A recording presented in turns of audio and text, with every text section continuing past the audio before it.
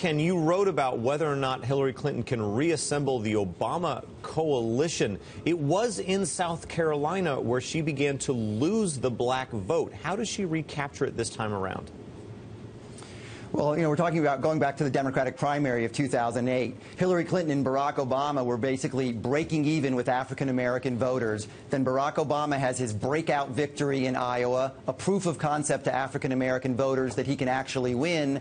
And then in South Carolina, a couple weeks later, Barack Obama gets 90% of the African-American vote and has an overwhelming victory in South Carolina.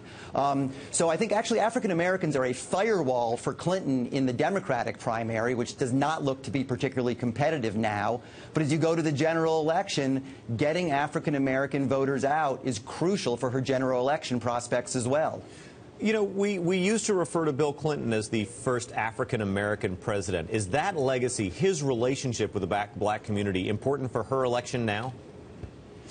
I think so. I mean, you sort of smile when you say about Bill Clinton as the first African-American president, but then we had the first African-American president in Barack Obama. And what we saw with that in terms of the performance of African-Americans in the electorate, African-American turnout was the highest ever. African-Americans comprised the highest proportion of the electorate, and they're always loyalty to Democrats. They were phenomenally loyal to Democrats. So there was some ill will in 2008, but I think that's mostly forgotten. But the question is, can the Democrats turn out African-Americans when Barack Obama is not at the top of the ticket? Ken, to take that further in the general election, do you see a cogent strategy by anybody on the other side to gain Latino or gain black votes?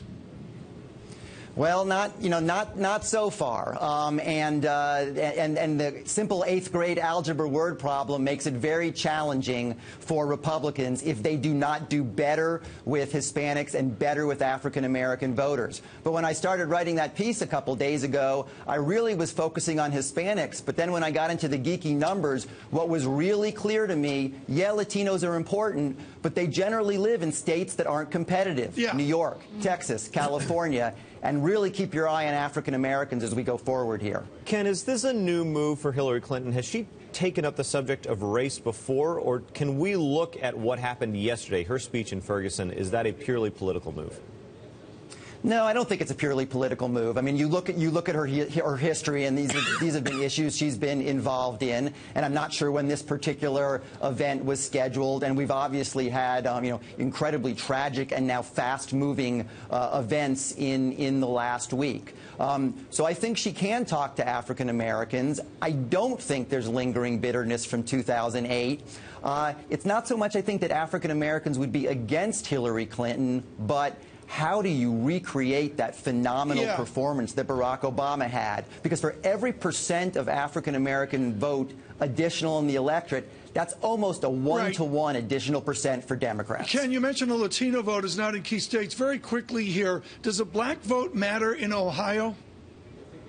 Sure, the black vote matters in Ohio. It's about 13-14% of the electorate, but the Democrats are getting 95-96% of that vote. And so in that way, the Democrats can lose white voters almost 60-40 and still win a state like Ohio. Ken, you make the point that in 2012, the turnout among African Americans was the highest among the 4 groups.